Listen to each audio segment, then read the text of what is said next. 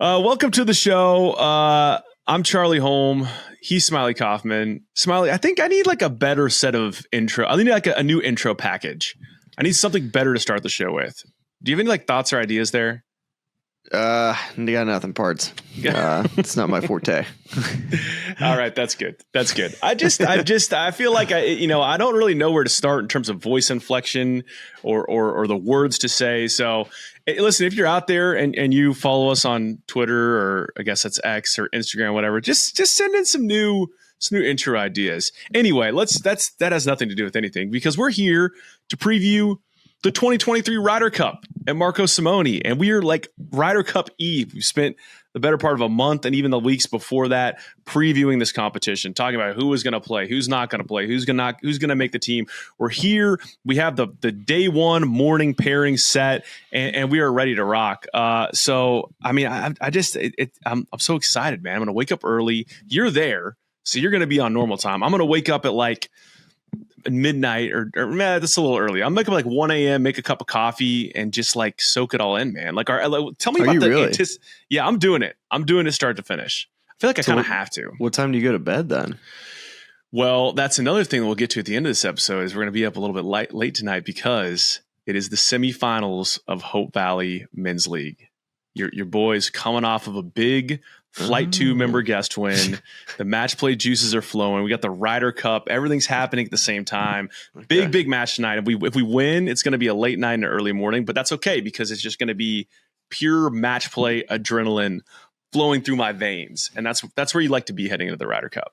Yeah, I'm sure there's going to be alternate coverage that we can tune into that tomorrow morning or something.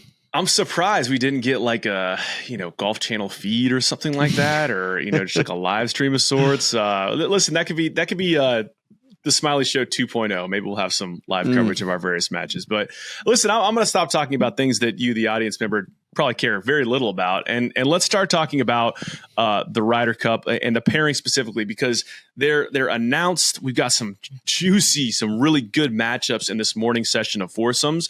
But I think the place that everybody started first were the guys, at least on the U.S. side, who weren't playing. So that's Wyndham Clark, Brooks Koepka, Jordan Spieth, and Justin Thomas. So Smylie, I'm curious both for your reaction of why you think Zach Johnson did it this way. But I'm also, could you have seen it coming that of the Spring Breakers crew, the guy that was going to play the first session was going to be Ricky Fowler? I mean, that just kind of blows my mind. Yeah, it's kind of wild, going into this Ryder Cup. I think in my head this whole time, JT was picked not only because of his Ryder Cup record, but how well he's done in foursomes and four balls. Just the fact that those two guys, Jordan and JT, play so well together. And I did have a feeling that Ricky would play in the foursome session. I just didn't think it would be on Friday. I thought he was going to play four ball tomorrow afternoon and then play foursomes the following morning. That's kind of where I thought Ricky would slot in, but not surprising. I thought it was a day earlier than what I thought. I'll say this. I am surprised that Brooks is not playing. Mm-hmm. That's, to me, was really surprising. I really thought him and Colin were going to play together. If not him or Colin, I thought he was going to play with Scotty. That's the one I think a lot of people were interested in potentially seeing and benching, Burns, who made it kind of by the skin of his teeth. No, yeah. I'm with you. I definitely see a world in which Scotty and Brooks probably would have looked really good on paper, knowing that's who you're sending off first, knowing that Luke Donald's going to send out his best first, which he really did. He kind of front loaded and back loaded his lineup with Rahm and Hatton, and then Rory and Tommy going late. So yeah, it's going to be they're going to have to play really dang good to beat those two guys. Do you think there's anything to because JT is probably your highest energy guy on the team, and Jordan and JT, those two guys are just, they're vets. They have a ton of experience. They can be great cheerleaders. Like, is there anything to having those guys roaming the course in the morning, supporting their guys and kind of getting the vibes up? I don't think they're going to be out there a whole lot. I think you treat the day like a normal afternoon tee time. One of the things that you are allowed to do, so let's say they're playing at 12:30, you can go out and play after that last group if you want to. So like Jordan and JT, Wyndham and Brooks, they can go play. If they want to go play 3 holes tomorrow just to see how the course is reacting, they're able to do that, which is something that I didn't know was a thing. So if it were me, I would go out, around 9 o'clock, go get a workout in, eat some breakfast, go play 3 holes, come back, rest, eat some lunch, and then go through your normal warm up.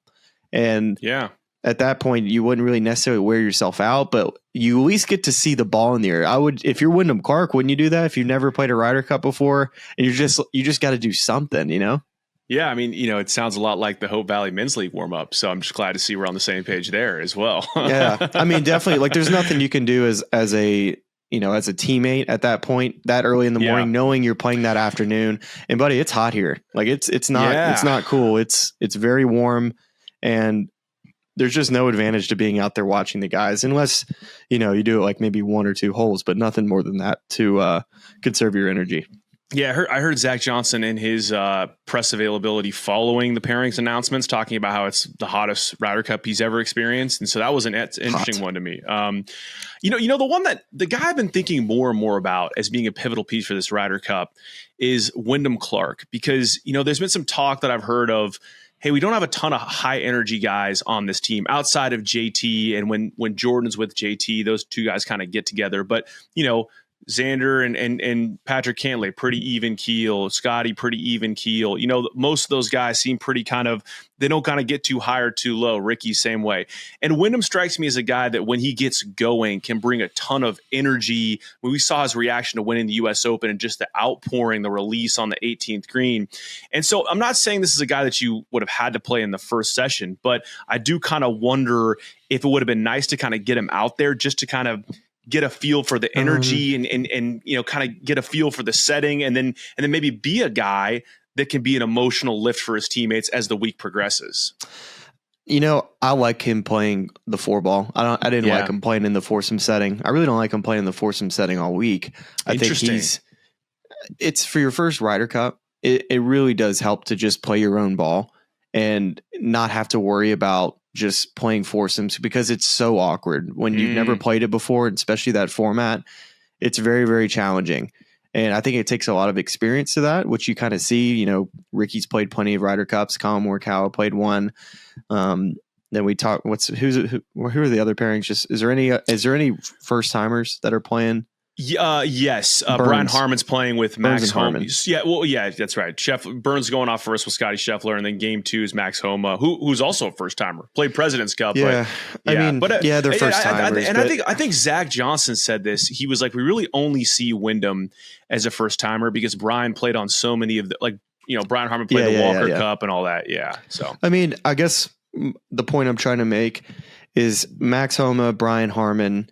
And we kind of had Sam Burns kind of pegged with Scotty Scheffler. I thought it would be in the 4-ball, but let's just put Colin Morikawa and Max Homa in a bucket. You're like, those 2 guys are going to play the foursomes because they're very consistent every single part of their game. There's no weaknesses. Same with Brian Harman. And there's just not any weaknesses, which is why those type of players do so well in the foursomes.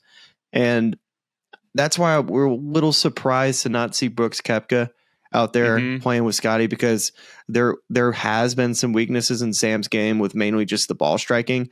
You could argue that out of the entire group, him and JT probably had the least amount of form ball striking. But JT, to me, from what I've seen this week, has definitely, and especially in Napa too, like he looks good out there. Like he's hitting it well. To me, I'm not really as concerned about JT as other people might be. Yeah. Well, let's get right into it, going through each of these sort of matchups. So game 1, as we noted there, Scotty Scheffler and Sam Burns will be playing John Rahm and Tyrrell Hatton. We'll be curious to see who pulls odds or evens between Scheffler and Burns, because that will be the first ball in the air at the 2023 Ryder Cup. So what's your sort of headline for this matchup, the way you kind of see this one going tomorrow morning? Well, I think that I really do think that Scotty and Sam need to get off to a good start, because the first thing you don't want to do is get the blue on the board early. And with Rahm and Hatton, if they get it going, you can get 3 or 4 down through 10 or 11 holes, and you're really faced with a serious challenge, because those last, I'm going to go through 14 through 18, 14 and 50 are super challenging holes, probably two of the tougher holes on the golf course. And then 16 risk reward, par 4, drivable, 17 really good par 3, 18 par 5. So there's definitely some things that can happen on 16, 17, and 18, but you don't want to be 3 or 4 down going into 14, because those two holes to me are just not birdie holes and not holes you want to be having to play aggressive on. So I think it does lend yourself to getting, if you get a sizable lead, I think it will be difficult to overcome, but there are some things at the end of the course that definitely lend to a little bit of chaos. And everybody always talks about golf courses in general, like, oh, like this is a great match play course. I feel like every single course you go to for a match play tournament, they're like, oh, this is a great match play course. Well, this one actually really is. Yes. I don't really necessarily love it for stroke play, but I think it's fantastic for match play. You know, it's funny in just seeing the kind of the aerials of it this week and looking at it. And I know that the terrain is very, very different, but when we had JT posted on, whatever that was, a month and a half ago, and he was talking about Diamond Creek, which is another Fazio course, and Fazio, of course, Tom Fazio's dad did this course initially, and then I did some renovations here. The signature of that course is big elevation change, hills, and huge risk reward, sort of trade offs there for match play. Like, it's a really, really cool match play course. And so I wonder with this sort of course, kind of to your point, a lot of people are saying maybe not my favorite course in the world, maybe not my favorite, sort of stroke play sort of setting course, but that you're going to see some really interesting propositions here for guys that can get really risky with it or play it safe. So as it pertains to that game one, that Scheffler Burns Rahm Hatton matchup, I mean, do you think that what you've seen thus far this week caters to any of those guys specifically for their game? Hatton, going into the week, I've been talking about Tyrrell Hatton. I think this golf course really suits his game. But Scotty and Rahm, I expect them to play the golf course like they play every other golf course, which is really well. I think it will come down to between Hatton and Burns, who plays better between those two, unless Rahm doesn't bring the form that he didn't necessarily have the best form towards the end of the year. He had great form at the beginning of the year, but if he kind of brings the just the loose ball striking that we kind of saw towards the end, then I think it'll be difficult for the Europeans to win. You definitely need, a B performance from Rahm. You don't need anything lower than that.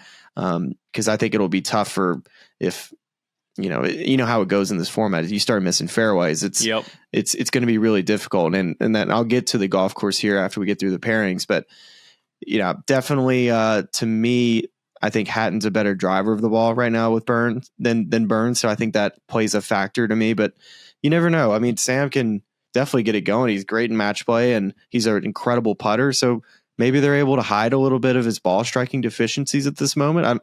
I'm not really sure how the odds and evens are going to play out until I really get out there and get a feel for it. But definitely interested to see what type of start that pairing gets off to.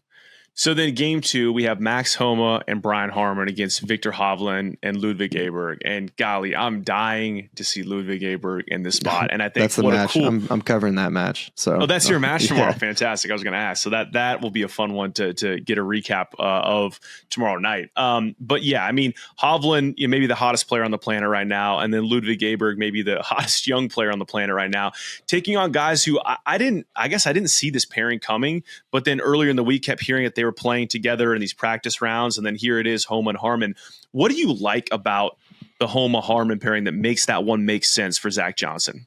I think Harman just looked really good this week, and to me, Hatton and Harman are two guys that I think are going to have really big weeks. Harman's just hitting it really well, and one of the things, I just think this golf course fits his game, and he's a feisty competitor, and I think he's going to do great in foursomes. He's not going to get necessarily rattled by anything.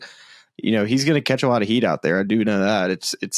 I feel like he's kind of brought it, just all the talk from the Open Championship, and it was not necessarily deserved being a stroke play championship, but now the fact that everybody kind of knows how he was treated at the Open Championship for really no reason, you're like, okay, he's definitely going to be a guy that the guys are going to definitely go after. But I think those two together are great. Homa's so consistent. He's such a good iron player, and Harman puts the ball in the fairway all the time. I mean, Homa is one of the better iron players here this week. So you have to wonder, if they're just continually putting the ball in the fairways and the greens. I mean, I know Hovland and Aberg are probably going to be doing the same, but you have to wonder just the expectations that are being put on Aberg right now. Is it too lofty? Is it going to be too much tomorrow morning? Is it going to take him a match or two to get ready and really put himself in position? And I just don't think in a foursome setting that you can carry another player. You both have to be somewhat on to beat the other team, because if you're not, it's just, you can lose holes just left and right. Yeah, I mean, I think that if Homa and Harman are playing a really steady game and just kind of wearing those guys down, right? Does Ludwig feel the need to come up with some hero shot or kind of prove that he's there and throw it away? I'm not saying he will. I wonder about a guy being in that setting for the first time and how he's going to respond to that. I mean, all indications are that he's handled that well in the other tournaments he's played in, but this is a whole different stage. I mean, I'm expecting big things from him tomorrow morning. Yeah, I'm not expecting him to play poorly.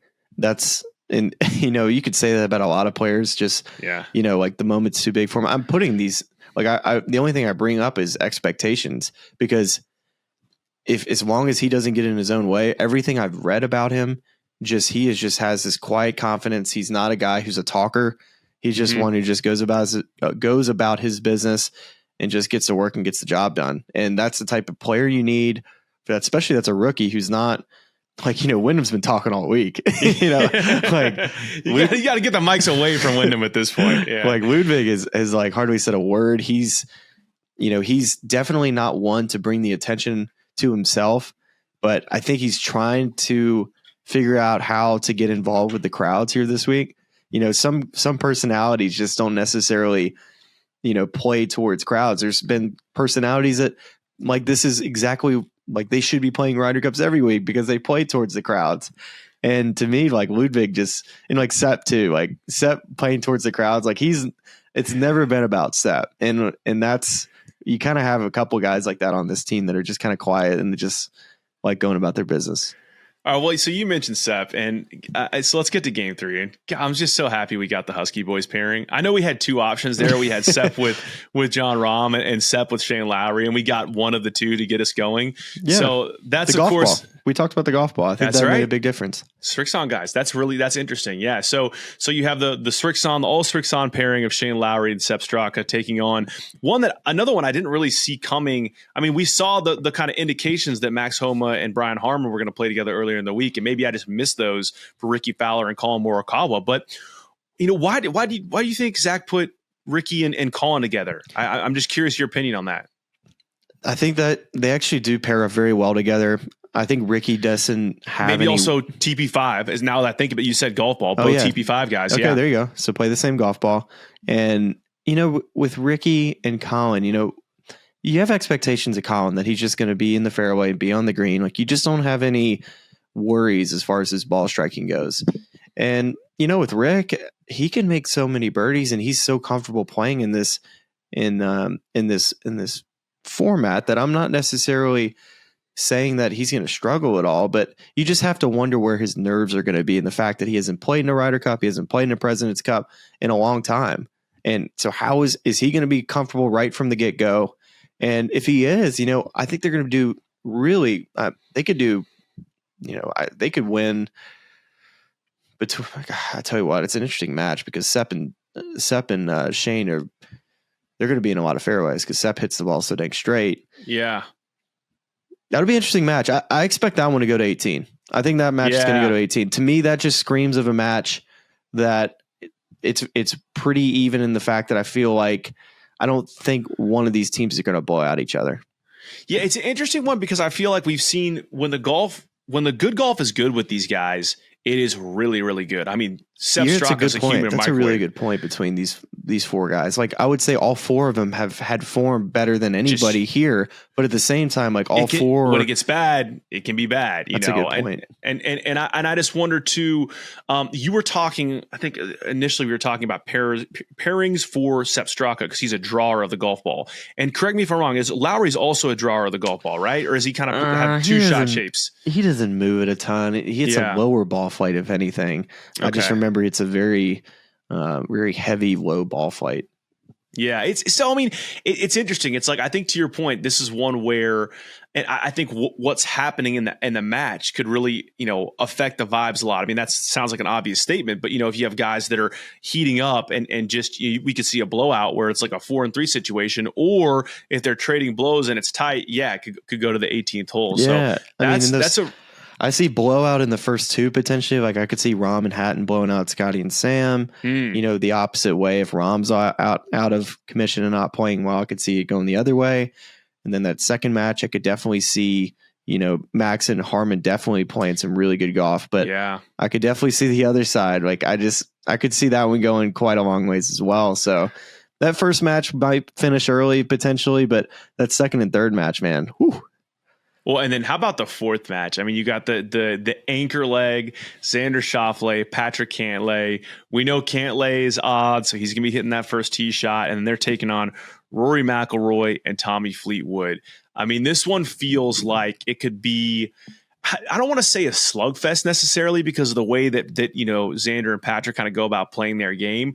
But I mean, you got a guy like Rory who's the longest driver and maybe the best driver at the golf ball in the game, and then just an absolute flusher and Tommy Fleetwood. I wonder what you're looking for in this match and how you think this one's going to play out.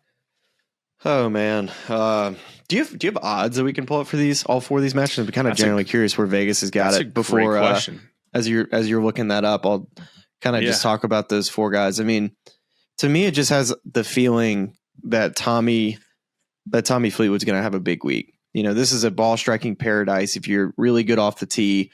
And to me, Tommy, with the speed of these greens, I think he's going to be at a serious advantage. And I think him and Scotty Scheffler are two guys that come out to me as far as two guys that have struggled with their putting especially this year.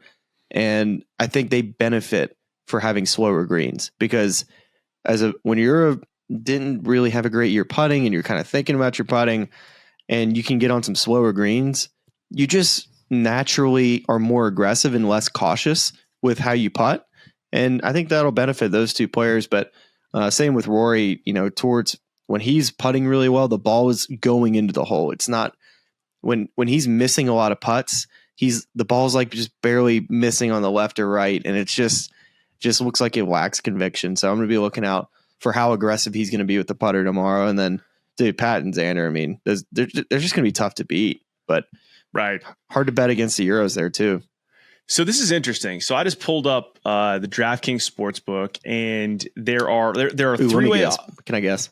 You can, but so let me set the table for you here because there are three-way odds. And then there are two-way odds. So what that means essentially is like, if you're betting on a soccer match, you can bet for team A to win, team B to win, or you can bet on a draw. Now, so we're going to go to the two-way odds where it's just either side to win. So, and this might be tough. These are money line odds, but that's fine. I'll tell you what it is. Who do you think is favored in that first match? I bet Rahm and Hatton are a minus 125 favorite.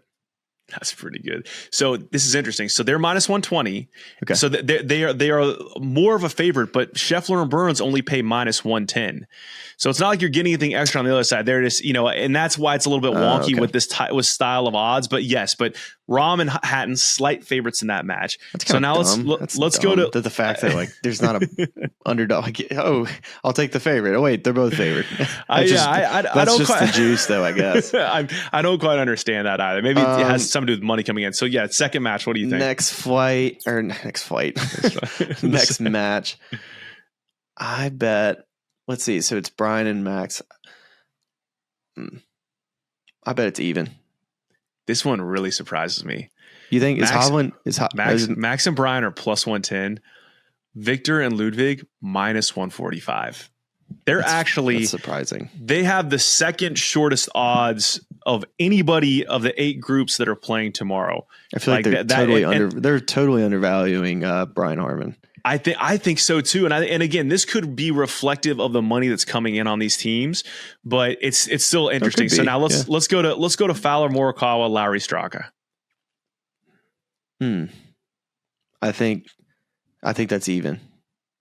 Is Fowler and Morikawa favored? Have the shortest odds of anybody playing tomorrow. They're minus 150 right now. Lowry, Straka plus 110. Oh well, I guess I could see it. I could see it. Yeah. And again, that's valuing Colin and how good like his potential could be in this match tomorrow. Or the other way I'm thinking about that is, are there a bunch of Ricky fans out there that are just betting like crazy on Ricky and moving the line that way? Maybe so. Or, I don't think a lot of people know about Sepp. I don't think a lot of people really know what type of form Shane Lowry's in. Everybody's talked about that Shane Lowry played bad, was the guy who was not playing well. But if you read Shane Lowry's presser this week, he was actually saying he had a great year statistically wise, and that's why he's here. So he's obviously been doing some nice things this year, just not necessarily getting the results. And then Sepp is obviously a guy who he's either hot or he's cold, but what he's really good at is ball striking and getting the ball on the fairways and on the greens. If he does that well, that's so good for this format. So again, I've kind of seen two sides now where I'm like, man, I'm obviously not. I can't pick anything or anything like that. I just like, wow, I'm just a little surprised. So now guess the odds for game 4. Game 4. Oh, man, every one of you is like, God, it's got to be even, right? But Patrick and Xander against Rory.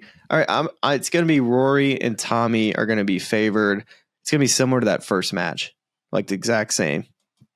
So it's Rory and you were. Let's see, you had shorter odds for Rahm and Hatton in the first one. You had -125. They were -120. This one, they're a little bit. No, you guessed shorter. So their odds, Rory and Tommy's odds are shorter. They're -130. Okay. And then which that again surprised me, playing a pairing as good as Schauffele and Cantlay. They're -105. They're -105. The reason why I was thinking it would be kind of close to that is all the energy is going to be in that match, specifically with Rory and specifically with Tommy. Those are the two fan favorites of the European side. They're going to have everybody on their side. But with Patrick and Xander, like they're like, all right, whatever, we don't care. Like yell at us as loud as you want. Okay, interesting, very interesting. I know. I'm glad you suggested that. That was good. Little, got a little something for the gambling audience. I don't like how the odd board. So that first match, that like you should be plus something. Like you shouldn't have two matches that are two guys that are minus odds. It sucks. There's a chance that I'm just a novice and I'm not, but I feel like I'm in the right place. And listen, always yell at me on the internet if I'm wrong. I can take it. I love to get it right. I got a few extra ones Ryder Cup related I want to throw at you. Hold on, before you get there, okay. Where do you have that finishing after the first session? Oh, you're saying prediction? For points? Ooh, good question. I think if I'm looking at this now, I think it's going to be. I'm gonna go 2.5 to 1.5, and I'm going to go in the Americans' favor. All right, I'm doing the exact same, except I have the Europeans 2.5 to 1.5. I think if I had to pick them, I'd say Rahm and Hatton win. I'd say Homa and Harman win. I like your call on Fowler, Morikawa, Lowry, Straka. I think they push that. Yeah, I think Schauffele and Cantlay win. Yeah. So I think it's weird. That first match I think it's going to finish 4-3, and it could go either way. I really think that match is not going to be close. I just don't know which way it's going to go, because I think Scotty could just totally outball strike those two, and just Sam just making everything on those holes. And then if Sam has a good day hitting the ball, it's like, I mean, it's definitely interesting. The holes that Sam's hitting with Scotty putting, like if they can do that less than the other side, like if Scotty was just hitting the shots and Sam was just putting, nobody could beat them this week. yes. But unfortunately, there's 9 other holes that it's there not should that be another way. format. They should get really wonky with this and do a different format where it's like, we just get to pick who hits the shots. On the topic of this is really good, because on the topic of this being close and scoring, we saw last week all the uproar around the tie in the Solheim Cup and the fact that the Americans retained it and got to take it back. So there's been so much made of this 30-year drought, the Americans winning on foreign soil. What happens if this ends in a tie and the Americans retain the cup? Do you get to say they won on foreign soil for the first time in 30 years? Yeah. You do, but is it? Did they win or did they retain the cup? Yeah, they got the cup. So yeah, they got the cup, but it's a semantics game, right? Is it like, did they actually? Let's just not have a tie. Let's just not. Let's just stop talking. Stop putting it into the air. Okay, all right, perfect. That brings me to my next thing which is, I think there should be presses in the Ryder Cup. I guess you can avoid ties. I think there should be presses. You go 2 down, you can throw one on, and then you just double up the points. Then Jordan JT need to go out tomorrow morning then. I mean, that's what I'm saying. You got these guys are playing games all week long where they're throwing presses on. Let us have presses in the Ryder Cup. And then every year it's a different score. It's completely different. Gosh. I think it'd be amazing. It should just be like 2 down autos or something like that. Oh my gosh. or maybe 1 down autos to really make it. And then I love automatic 1 downs. The players have to keep the card though. Like they have to keep track. Yeah, Okay, so I want to get to the golf course and a few other items too as well, because I know you have some notes on that. How about Vic's ace on the par 4 today? Practice stupid, dumb, but it was a second shot apparently. Still, who cares? Oh, he threw down another ball. I was not aware of that. Yeah. That's it's a good 3, Vic. Good job, bud. Nice birdie. And then what do you have for us on the course that we haven't already covered? I mean, you talked a little bit about like the risk reward stuff. Is there, we saw the rough got cut down from, I think I heard it somewhere that Ricky Fowler was saying that it went from like 8 inches to 5 inches in the long area. Anything else that we should just kind of be on the lookout for as we kind of head into? I mean, fairways is going to be super important this week, and definitely something that, I mean, you have to start with that. Fairways is going to be important. To me, the green complexes are very challenging. I think, to me, if you're just like a half club off, left, right, short, long, you can have some very tricky putts out there. And I think the players that have really good days with their irons, you can really make a bunch of birdies. Not a ton of holes are going to be halved. Or you're not going to win too many holes with pars out there, in my opinion. But there's some very challenging shots. Specifically, the drivable holes to me are you wouldn't think they're that hard, but they kind of are, because they're weird, awkward numbers, and they're perfect 3-woods for the most part. But the way they set up, the way the water is on 2 of them. So number 5, there's water short of the green, and then it kind of runs up to the left, and the green sits kind of shallow, and it's a perfect like full 3-wood. But if you miss your 3-wood at all, it's going in the water. Or if you try to hit this 3-wood a little harder than normal, then next thing you know, you toe one, next thing you're in the water. And the other drivable hole, there's 3 of them, but 11's like really not that drivable. You just get it up around the green. But 16, dude, 16 is going to be incredible. Like incredible. It's going to be one of the best Ryder Cup holes of all time. My next question to you was going to be, is there a hole that we're all going to fall in love with as Americans? 16. And is 16 the answer? Okay. There's just so much that could go right and wrong. Can you just describe it like tee to green so we can kind of get a like get a today grip on it sits about 12. It sits about, here, let me get my book out. So today it was like 268 to the front. Okay. It plays down 16 yards. And so it was 290 yards to the front. That plays down 17, excuse me. So that's sitting at right at about I can't do quick math on a podcast apparently. Yeah. 273. So 273 front. And then there's a fairly big creek that runs along the green's edge to the right, like up and to the right. Okay. And this green shapes. Here, I'll show you a picture. Okay. All right, cool. Yeah, here we go. This is on YouTube. You see how that green shapes? Yeah. Okay. To the back right part of the green. So the front left to the back right. That creek's cutting across the fairway there. And then what is it? It's opening into like a larger body of water on the right side of the green? No, it's just it's a consistent size creek up the right. Oh, just all the way up the right. Okay. Oh, I got it. That's okay. And then a short right green side bunker on the right. And then I assume you're trying to drive it. So this might be opposite the way you're looking at this. Okay. So is it backwards for you? No, because I see the creek running across the right side of the green, and then I see 2 bunkers. There's a bunker just short of the green, but nothing short right of the green. The bunkers are all left of the green. What about that bunker right there, just on the front part of the green, short of it? Yeah, right there. That would be short of the green. Short right would be.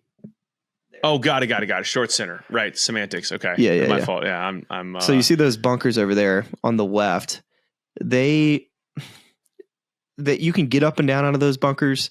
And a lot of guys are going to end up in those bunkers and make a fairly, I'd say, a medium up and down. Like, it's not that difficult. But the really challenging part about this 3-wood is that it's about 273 to the front. And when you're hitting that shot, typically, especially for a normal 3-wood, most guys hit straight balls to draws. Yeah. And you don't see many guys fading 3-woods. It's just a hard shot to hit. And that's what you when need you try to fade a 3-wood, that creek, Yeah. I mean, I've seen balls end up in that creek the entire week.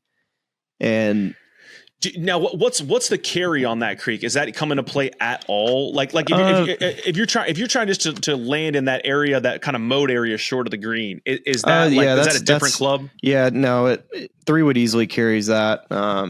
It's about, let's see, to cover it, it's about 240 to cover that creek that goes through the fairway. So if you're talking about risk reward options on this hole, you're either going to hit a 3-wood and go for the green, or you're going to do what? Are you going to leave it short of that 240 number and hit an iron, or are you going to try to carry the 240? Some people hit an iron off that tee. I think everybody's going to try to hit the shot like it's a par 5.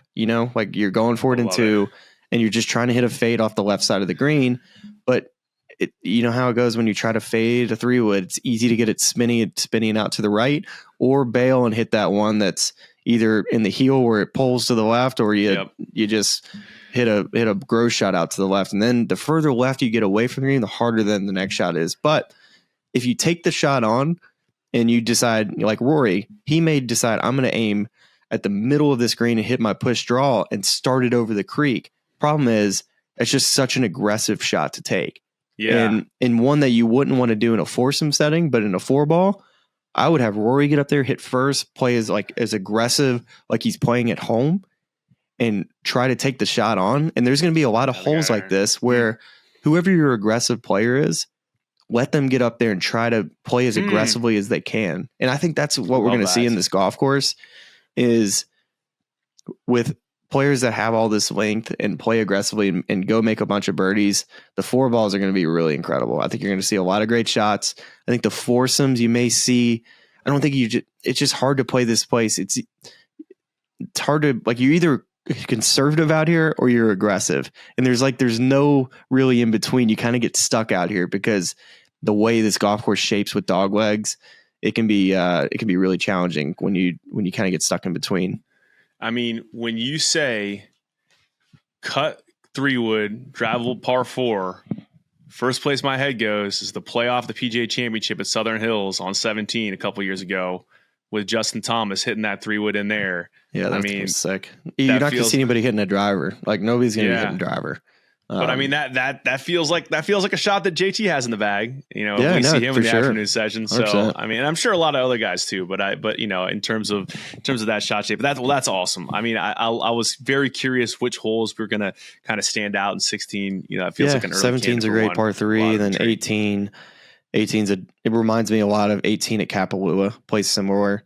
Where you're just like, it doesn't get all that. Left, it doesn't. It's not quite as pitched down in the fairway where the ball runs forever. But the way the second shot is, because one of the things out here is there's a ton of elevated lies. Like, you're either uphill, you're side hill, and then you're having to shape it the other way. So there's a lot of shots out there that are super tricky because of that, and a lot of holes where you're hitting uphill iron shots. I would probably count 5 to 6 or so, which is a lot for a course. So interesting. So how do you adjust for that? Because you're obviously going to hit it. It's going to be higher and spinnier, and it's not going to go as far. Correct? Yeah, and if you do miss the fairway and you hit it in the rough, the ball has been coming out super slow out of the rough, where you're not going to get any type of jumper to where you can even really get it on the green. You're just going to be ripping at it.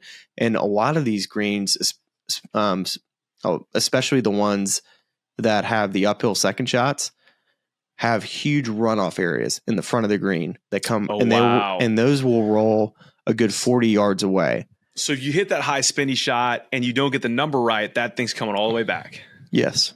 And there's probably there's a runoff area on, I would say, 12 of the 18 holes in certain areas, like whether it's left or right or short of the green. But I would say majority would be of those 12 or 10 to 12 holes would be in the front of the green where it's coming back. So when you talk about balls coming out of the rough, scrambling is going to be important for a lot of these guys that get in bad spots. Yeah, 100%. And there's some holes with some forced carries. You know, the drivable ones are all obviously forced carries over water. And then you have the 8th hole, which I think is one of the most difficult holes on the course. It has, I think it's 500 plus yards, and Patrick Hanley had a driver 7-wood into that hole over water on the second shot. So if you miss that fairway, it's a layup. So it's a really good mix of easy holes, medium holes, and hard holes. And they're kind of sprinkled in a good wave. Like it's not like there's no stretch of the golf course that's necessarily, it's like balance. I would say that like the front nine's not easier than the back because they all have their good mix of easy and medium and hard holes, which I think makes for runs in match play a little tougher because you know what I mean? Like wouldn't you think that would be difficult to kind of really, because if you finally get to an easy hole and you've been playing hard holes, you're like, man, okay, we can have with a birdie and go to the next and get our momentum back. Well, I think it's the thing that I find interesting about it is you were talking earlier about how the latter half of the golf course gets really tough and how you don't want to be down going into that portion of the course because there's not a lot of holes where you can make birdie. But I think you could also flip that and think about that where, hey, if you're holding on to a lead and it's getting nervy and you make a mistake on a tough hole, you're opening the door. So I'm just so intrigued to see how this thing plays. But I think what you've described, we have the opportunity for some really cool, compelling golf because it is that weird mix of sometimes you're going to see a big comeback and sometimes you're going to see guys that give it away and whatever it is, it should all be entertaining. Yeah, I'll give you the back nine. So like 10 is a very difficult hole. 11's a drivable par 4 that's going to be a birdie hole. 12's a super easy par 5 that's a birdie hole, eagle hole potentially. 13's like a wedge par 3. It doesn't fit the golf course at all, and everybody's going to make birdie on it. How short? It's 130 yards to the front of the green, maybe 160 to the back. Any intrigue to it at all? No, there's nothing interesting about it at all. It's the worst hole in the course.